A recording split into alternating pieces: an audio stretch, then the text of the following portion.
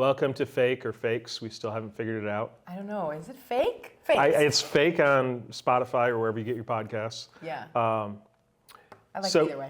Yeah, this is a show about labels. Some labels that fit and some that don't. And what's that? You got something on your jacket there. What is that? Ooh, I voted.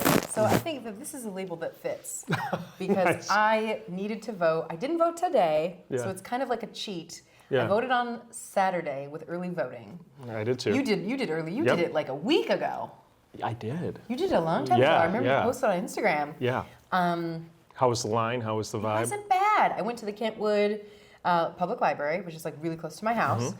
And it was so cool because you go in, you go to the one table, you figure your stuff out, and then they give you a specific ballot based on what ward you're in. Yeah. Because normally you have to go to like this specific location. Yeah, the ward desk. Exactly. And Yeah. this time they're like, no, we want everybody to vote early. So just come to whatever place that says vote here, and then you can get sorted. It's a beautiful thing. It was And they great. printed it out right in front of you. Yes. The ballot. That was nice. Oh, yeah. it was good. No. It was. I sat there. I bubbled in. Like just kept going really slow, trying to make sure I got everything right. I don't trust the straight ticket voting, so Absolutely not. I do it individually. Yes, and I wonder what would happen if you did the straight ticket and also did the rest. Like, I assume it would count the same or kick out an error. I have had an error on one before, and it just go blah blah, gives you a bad beep or something, oh, okay. and that spits it back out. And then the Was people I like supposed to get stand there and wait for it to beep? Maybe I did. I think. I yeah, did. they tell you your number afterwards. Yes, it didn't. Beep. It didn't. But then the people working the election get so mad. Like I've worked them. It's like now we gotta like type in the barcode of that ballot, say it was a mess up, and then you gotta sign off on it, and then we gotta print another one. Gotta do another one. Because I can't stick my hand in there and grab it. No, no, no. Oh, you can't No, do that. Of no. course not. That makes sense. No. That makes sense. It's tampered with. I bet that thing can't get opened until like today. Yeah, it's like it's maybe. I guess it's it pretty could. controlled. It's Yeah. pretty controlled. Like you don't condense it all after the election. Like it goes. Maybe the city clerk does something with it. Okay. I don't know. Interesting. Anyway, That's not what we're here to talk about. that is a label that fits. Yes. A What la- are we here to talk about? A label that is sometimes tough to wear is the label of Christian. I've been thinking about it a lot, and not to make my life revolve around the election and Mr. 45, but it's just seeing the amount of support that people that claim that label Yep. have for someone who does not follow nor speak towards those principles. It's been tough for me. That is hard, and it's sort of like people are mobilized, and it sort of has an evangelical approach, and he's sort of leaning on that really heavily. Yeah. But it's like I don't think that man has any religion. Like I just don't, Yeah, and you shouldn't judge what's inside other people. Like I get Yeah. it. I don't know what's inside him, but I assume it revolves around Spiders? money, power, Yeah. and just grievances. Yeah. And I've felt that way in specific times, and it's an effort sometimes not to live your life based on that.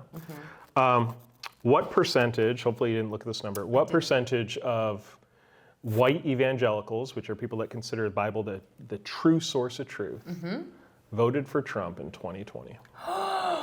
Okay, this is okay, I'm going to say 60%.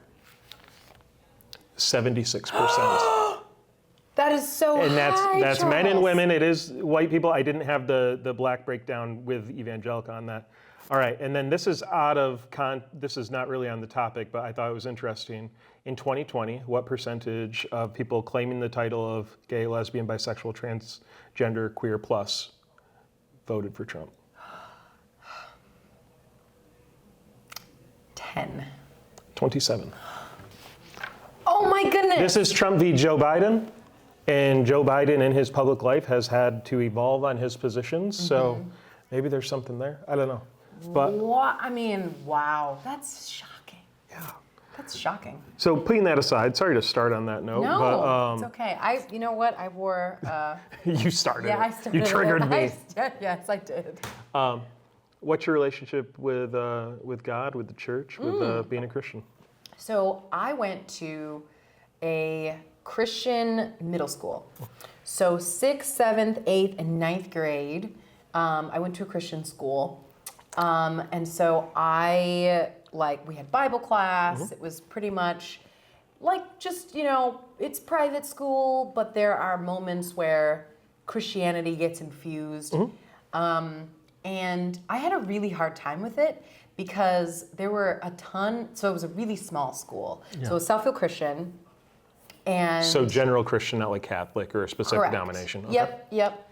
And so there were maybe 40 or 50 kids in my grade, which is not a ton. That's not like insanely small though. I mean, that's small. Yeah. So like each grade, kind of varying degrees. I think it depends on, if I looked at like my 6th grade yearbook, it was probably closer to maybe 45. Okay. Maybe as many as 60. Honestly, it's like such a blur, I don't remember. Yeah. But because it was a small school, it was very cliquish. So, and you know how girls can be. I don't. Especially- That's why we're having this conversation. Especially like middle school, Yeah. where middle school is like you're trying to figure your body out. You're like, people are commenting on it, and things are just really, middle school is the worst. I don't know what your experience was like. My worst time in public school is middle school, definitely. Yeah. And so because the school was small, there were all these, offshoots and cliquish groups. And so and they were kind of mean and catty and things like that. And I had been to a private elementary school with an even smaller number of students. So my grade, I think, kid you not, my grade was 6 people. So I went to a really tiny Montessori school. The entire school was about 40 kids. And did they just merge classes then? No? Yes and no. So you're just in we class were all with 6 in the kids. same room, but we were in different groups. It was very weird. I'd get real sick of that. It was very weird to Yeah. have like such a small group. And why'd your parents do that? I think it was because they heard about this school from a friend of theirs, and that's sort of how that happened. It was a really great school to go to in the sense of reading. Reading was like, I learned French in kindergarten. Yes. I did reading and writing, like that was their priority. Math, not so much. Pretty much no one from that school ended up being good at math. So when we went to other schools, it was like, oh my God. Yeah. But they were super good at English and stuff. But I went from there into Southfield Christian, and because I was a middle schooler, my experience was sort of like, oh, well, the Christian kids are really mean, right? Like because of the cliques and the groups, I thought that it was bad for me. I was sort of equating it as, and I went to church as well. I went to Word of Faith Christian Center, I believe. Huge church. So Bible church, not a specific denomination. Correct. Okay. I always thought it was Baptist, but I don't think it was. Yeah. But it was like one of those, big churches with tons of like a mezzanine and TV, and like I think there was a shuttle to get you from the parking lot. Like it was just a huge church. And I went to the children's church for a while, and it was fine. I could sense and feel like judgment from the kids, especially in the Christian school. And so for me, I was like, get me out of here. So when my mom was like, hey, let's wave our arms around. Keep going. Yes. When my mom was like, hey, maybe we should try a public school, I was like, yes. So I was excited to go to public school. So I went to Avondale High School. And public school was the best thing that ever happened to me. There were like 300 kids in my grade, so there were so many groups. So there weren't really popular kids. It was sort of like everyone just had their friend group. It was good. What about you? Tell me about your... Yeah, so I went to public school my whole life, so I don't really have that part of it. I've been part of the United Methodist Church since I can remember. I think my mom was going there before I was born. I think my sister dragged her to it because we were going to another church and my sister's friends were going to a different one. So you go to United Methodist. I've been. You've been, yes. You've substitute taught there. I did. Yes. So it was just a place to go. I never really had a good clique. And that was just another place where I could see people who were out of my clique. Even though there was only maybe between 3 and 15 people in my grade range. It meant a lot to me to have that as like a third place. Yeah. Went to church camp in middle school, went through confirmation, did a little bit of extracurricular church stuff. And it was all good. I had a great relationship with the pastor towards the end. I've always believed in God. I've strayed from the church being the best avenue for that teaching. But yeah, and then without really me planning on it, I didn't go to church regularly at Western. I went to Otsego when I was in the neighborhood. And then I moved to Detroit for a job. It didn't really work out that well. I needed to come back home anyway. And for lack of anything to really do, I just started getting involved in youth ministry. And so that's really where, I mean, everything was like preparation, and then that was the thing, like youth ministry. And then I started building a network of friends, and a lot of those were attached to the church, even though I often didn't meet them at church functions. And how many years did you do? I did hardcore youth ministry for probably 7, and then I led all the programs for 5. And it's a mid-sized church, so it's not like a mega church or anything like that. And as you know, like if I do anything, I overcommit and like really push the boundaries a little bit. And it was good. I made a lot of mistakes, but like I learned from them. And towards the end, like I could do it in my sleep. I handed it off, and they tried for a couple of years, and I think they just kind of gave up. But during that, I mean, that's like 2007 to 2014 or 15. So a politically weird climate. Stuff seeped into the church. I did my best to not comment on it.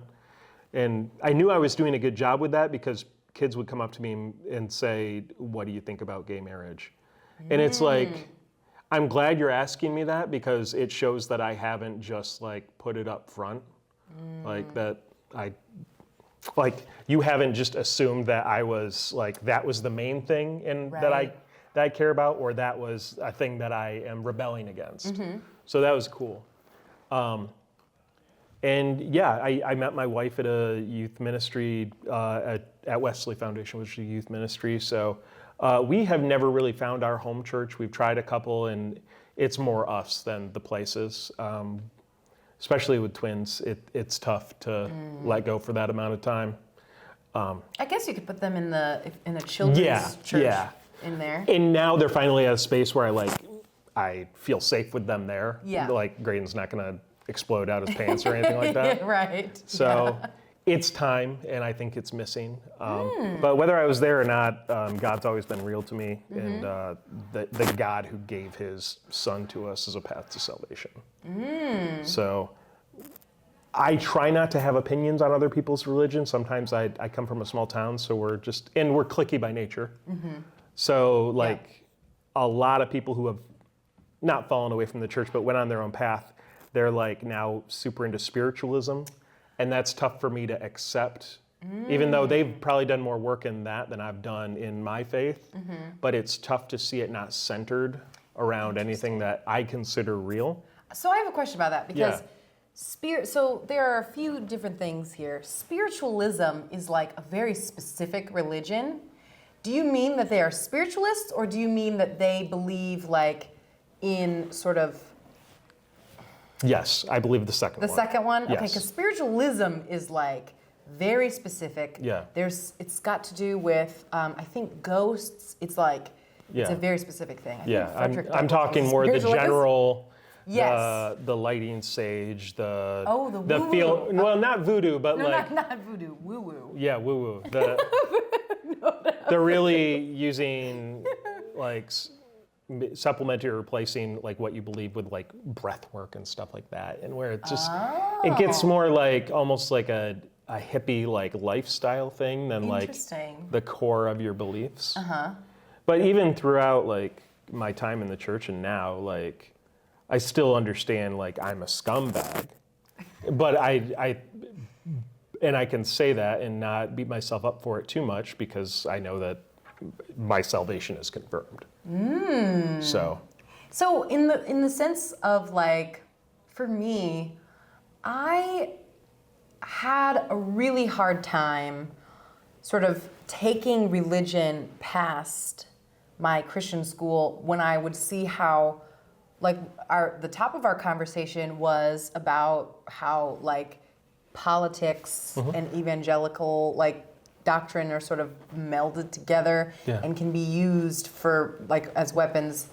For me, it was really hard to align myself with Christianity when I see how it's used as a weapon. Yeah. Or like it's used to alienate, to murder, to what have you. Take away rights. Exactly. Yeah. And religion in general scares me because it is sort of like a thing that people use to do what they think is right based on like any religion, really. It's kind of scary, like when you think about how, and also too, it feels kind of, it's hard when other people are forced. Like when you think about going into a place that maybe is savage, right? Like from thinking like hundreds of years ago, and like trying to fix people and change them. And it, like to me, it's just like, man, you know? Yeah, there are still thousands, maybe tens of thousands of Muslims locked up in China because they do not align with how they believe the Chinese government believes people should be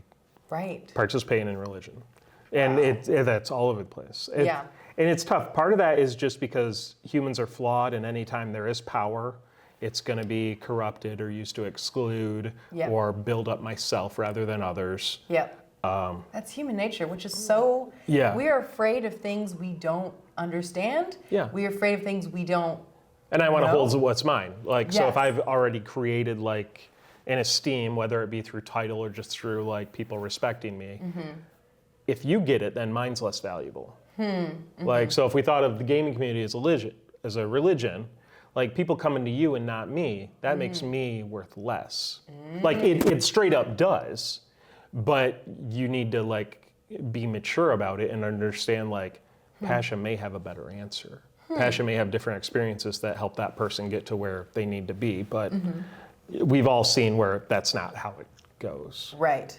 And you talk about like the horrible acts that have been and are still being committed under the guise of religion. I mean, sometimes it's easy for me to see how we got there. So here's everything that I know, and then here's what's actually true. And then the concept of religion is that there needs to be a bridge between there, which is your faith and your belief. And I'm never going to know what's 1,000% true. But my belief has to get me to where I believe that Jesus died for our sins and that he's the Son of God, and that there's like 3 rules he had for us. And there's also a bunch of reprehensible shit in the Bible that I'm just going to conveniently ignore. And understand that the Bible was put together by a committee, and they have voted books out of the Bible, many of which written by women. So there are books that are not in the Bible that were written among that tome.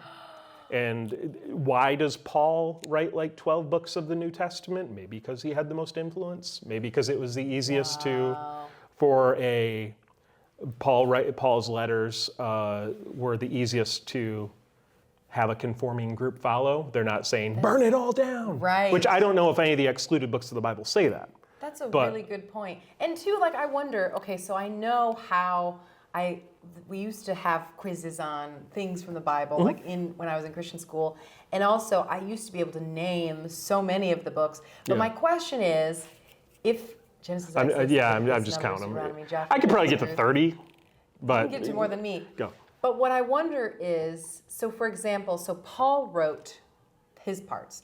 What about like Numbers or Deuteronomy, or do we know who wrote those? If I looked up, it might have some of the information there. Some of this has just been passed down and translated so many times that authorship gets weird. Yeah. You told me there'd be no fact checking, but yeah, and a lot of this is Genesis about the formation of the earth, and so that's being told to someone through a vision or a passed down history, because it wasn't Adam and Eve writing it.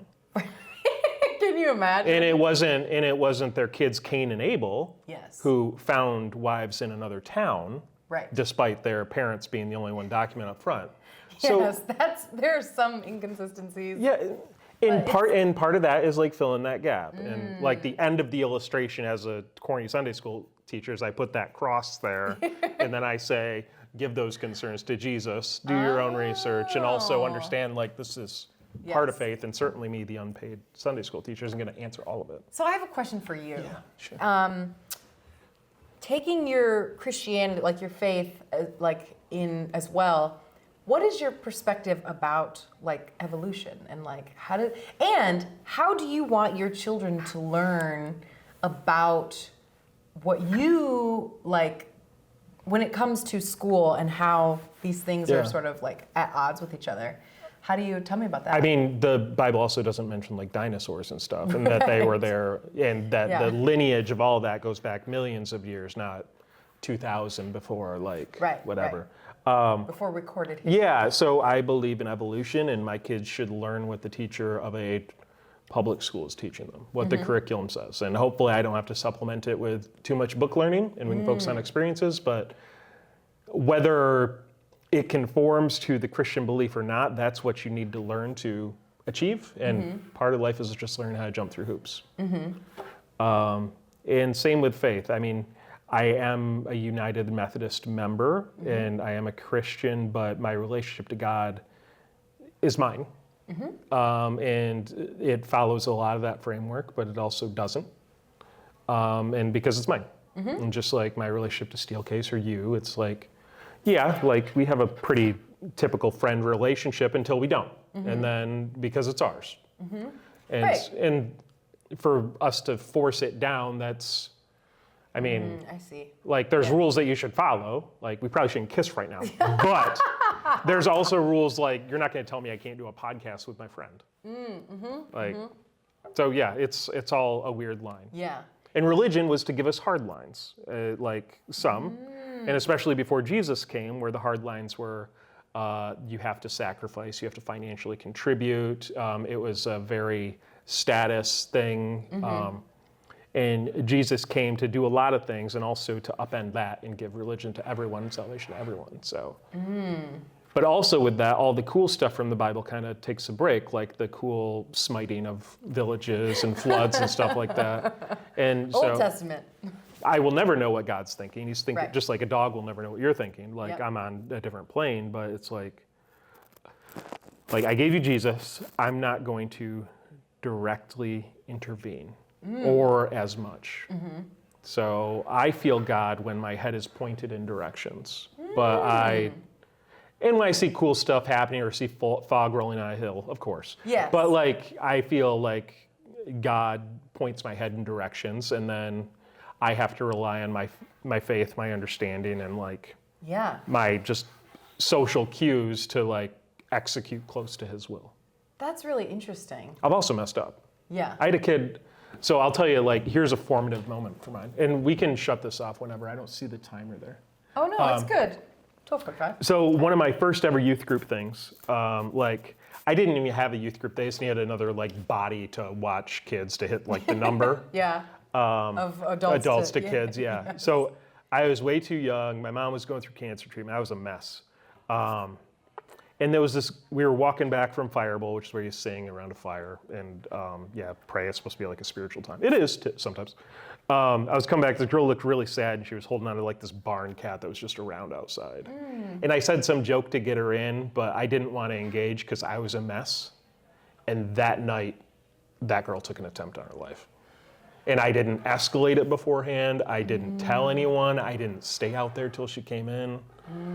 And the fact that I saw her, because like I typically don't pay attention to those things, was I felt like God pointing my head. And the fact that I took an easy way out was me rejecting that call. Or doing a half-assed version of that call. So that's, I hear echoes of that, like when I deal with middle to high school kids, and she's fine. It all worked out. Because this place was so poorly ran, I was the one that drove her to the hospial. Oh my God. Because they didn't want an ambulance to show up. Yeah. Whatever. And then it's expensive, but I get it. But also, they didn't want the attention. But yeah, so she's fine, but that's like what sticks in my head, and that's why part of me, sometimes I go too far on things or for people sometimes, because I think about that. Not that I think anyone's like No, that's really powerful. Yeah. And two, I think it's hard when you feel like you have to take on more than what you feel like you can manage. Yeah. You know, like they say, God never gives you more than you can handle. My mom says that like constantly. You have to pick and choose your battles too. Yeah. Like, and in my version, God doesn't give. You've been granted opportunities, because if God gives, then it would be tough for me to understand why people grow up in such horrific environments. Exactly. Right. And someone who's just kind of vanilla in a lot of things, like I've had a pretty blessed life and don't appreciate it. So, yeah, that's type. But that's like one of the many like not quite helpful things that Christians say to each other. Yeah. It's also, so I have an interesting POV on this. Like when I think about slavery, for example, I think about religion as sort of being a way for people to rationalize their situation and sort of say, well, this is, happening to me now, but I'm going to get XYZ in the future. And so for me, it's just like, it's so interesting when I think about how that all works. For me personally, I am less literal to like what I have learned from the Bible, and I kind of fall more in, I understand and recognize that the world is just a little too complex and a little too specific to be random. So I don't believe that everything is just random. Like there's some elements of that in life, but to me, when you think about how sophisticated, for example, our like bodies are and all of our different systems that work together and breathing and blood flow and all this stuff, and we repair our cells and just like crazy stuff like that. To me, that feels very guided. It doesn't feel like it just was like, hey, one day we got this. You know what I mean? So like to the degree that I believe in evolution, which I absolutely do, I also sort of think that there was an impetus. Now, if I have sort of wrestled with over the past several years, do I believe in like capital G God, like, Jesus, like it's more, honestly, it's more spiritual, which is funny because you're talking about how it's like, well, I mean, to me, it's like, think about the universe for a second. I was talking to Maria, my friend Maria, about this. Every maybe 6 months, maybe once a year, I will just look at the size of the planets, like comparing them to each other, and then see how big it is compared to the Earth.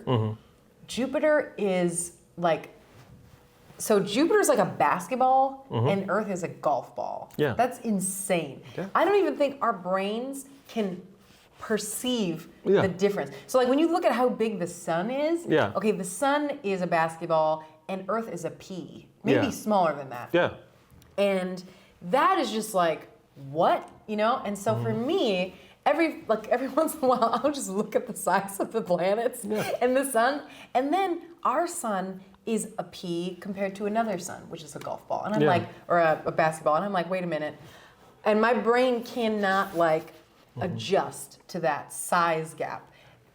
I was in Chicago recently, and just sometimes even looking at buildings, like it kind of made my stomach hurt, like because they're so massive in scope to like my perspective. Right. And maybe it's my mind being blown because I'm so like focused on like my kids or whatever, like things smaller than me, things beneath me, that like you see something bigger.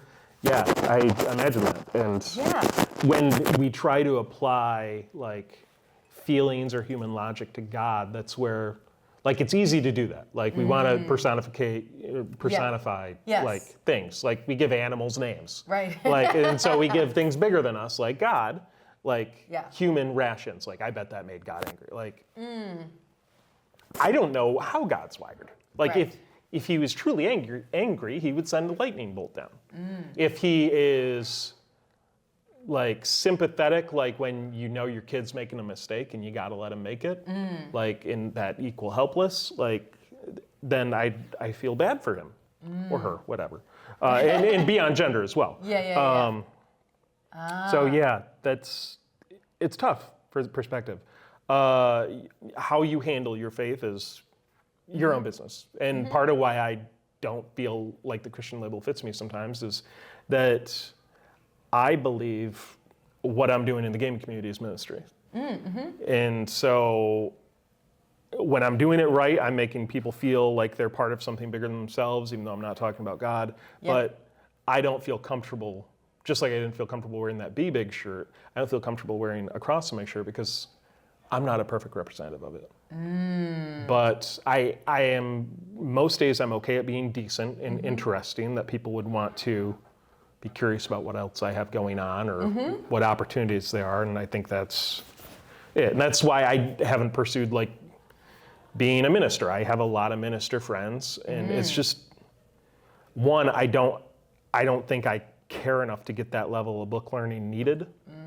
That's a lot of learning. Yeah, and I don't know if I subscribe to especially the Old Testament enough for that to be relevant. And two, like, I don't want to be the reason someone has a negative opinion on the church. Oh, yeah. So it's a slippery slope. And if I was a better Christian, I'd get over that.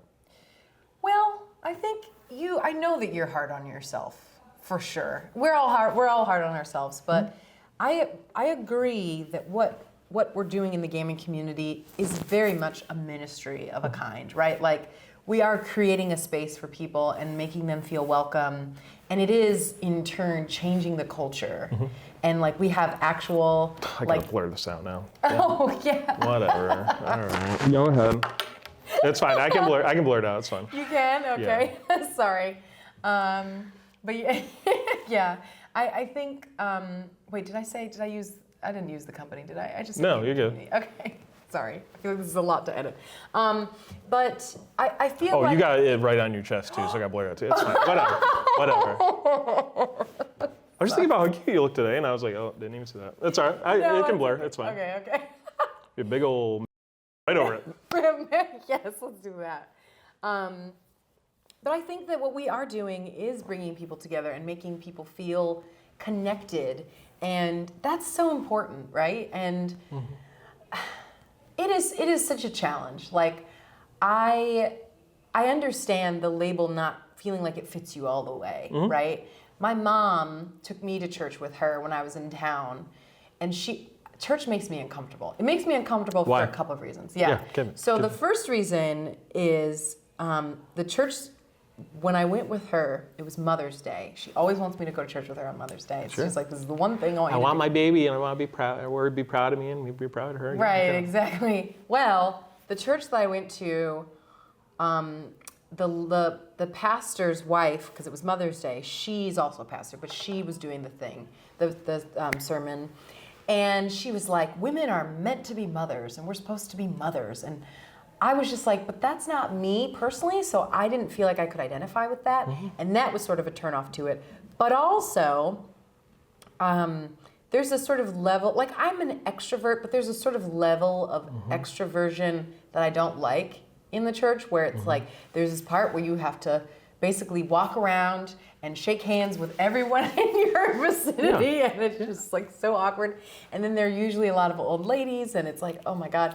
But also too, the Roe v. Wade decision was overturned, and she was like celebrating that, and that was really hard for me because, it's tough, because to me, there are people who could die without, and have died since the overturning, without that necessary care, and it left a bad taste in my mouth. And so now I intentionally make sure that I do not put myself in a position to have to go to church with her. So if it's Mother's Day, it's like, oh, Mom, I'm gonna, I got something to do on Sunday, or maybe I come to visit her after church. Yeah, I'll be there on Memorial Day. Right?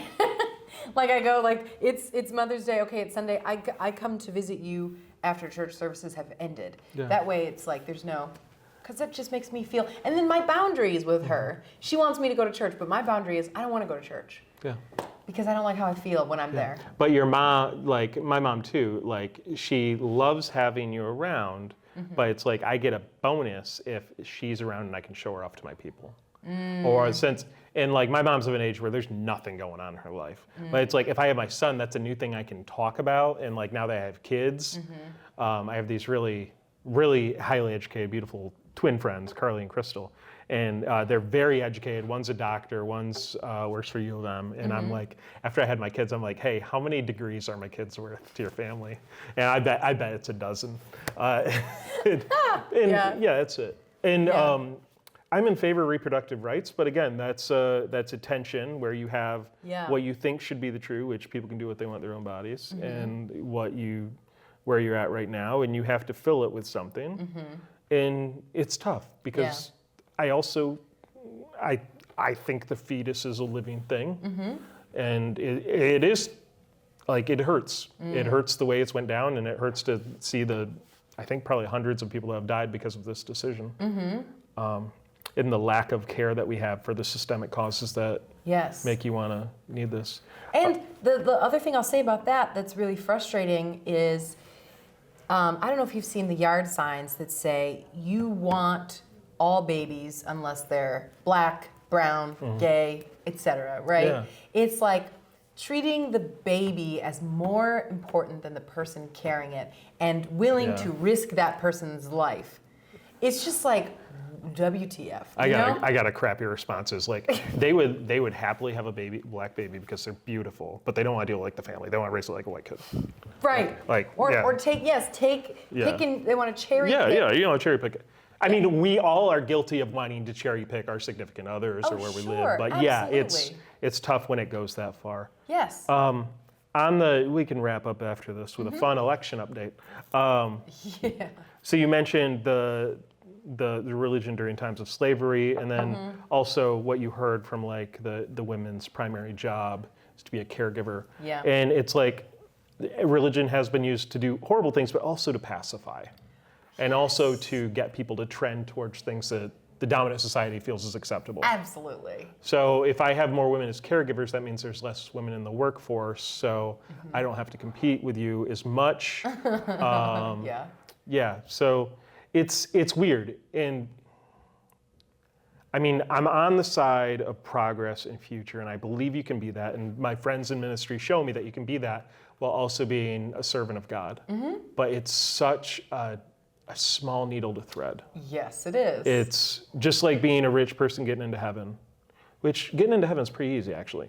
But like there's parables saying it's easier to get a camel through the eye of a needle or something like that than for a rich person to get into heaven. Because you got to discard that stuff to get through. Yeah. And and you don't have to discard your wish for justice right now to get to this eventual happy place that we are promised. But you need to, you need to manage it. You need to be mature with it. Yeah. Like my church recently voted to whether they were going to leave the denomination or not, and it was all about gays in leadership and sponsoring gay marriage. They tried to add a bunch of other stuff to it. None of that mattered. It was just about that. My church voted to stay, which is good. A vision I support, and I wrote them a letter. I did not vote because I have not attended that church regularly, and I didn't feel right with that, but I did write a message to support. But we lost a lot of hardworking people. That was a divisive issue, and there was a lot of anger thrown around, and there was a lot of core families to the foundation of that church over 110 years ago that are no longer there. And that's not what God wants. Yeah. I mean, I think our God is so above, like, caring. He cares, but caring that is an issue. And those statements in the Bible, which were not said by Jesus about that, are more that don't take advantage of your power. Don't be creeping up on little boys. Right. And it was interpreted, whether it be through the hundreds of translations it took from Hebrew to here, or through people's individual things to don't be gay. Right. Like, and then focus on Leviticus and the rage and the judgment, and those are songs that Mr. 45 sings perfectly. Right. So, and those are things that people that feel like the world's getting away from them, or like they're not in control anymore. They've been looked over, and they see someone that's not like them getting opportunities they don't. Like that resonates with the lizard brain. It does. It resonates with the lizard brain to me. Lizard brain. That's Yeah. an interesting way to think about how that whole thing is going, right? He just wants sugar, and in 45 he just gives it out. Yeah. He's hilarious. Yeah. Like, I feel bad for enjoying him during the first primary. Like, still, like, if I could watch him in a vacuum, like, Where none of it was, yeah. Because driving my daughter home from therapy, we drove through, he had a last-minute rally here last night, as he has the previous 2 elections. I didn't know that. Grand Rapids has always been his last stop. Yeah. I mean, battleground, whatever. But it's just weird. And all those people, they were ready for the sugar. Yeah. Ready for the... And what's crazy is that the sugar doesn't even do anything. Like, in the end, it you still have validates all this stuff- disgusting, Yes. uninformed crap you have inside of you. Yeah. You have that crap inside of you doesn't do too. anything. I mean, everybody does. Of course, absolutely. And it's like, if someone was like just venting and like, yeah, I feel that way too. I'm glad someone's saying it in public. Like, I get it, man. Anyway, on that uplifting note, any final thoughts on the label of Christianity? I would say overall, I don't think that label fits me anymore. It's not a label that I actively use. I would say it is kind of hard to show up with my mother in ways, because she's always asking me about prayer.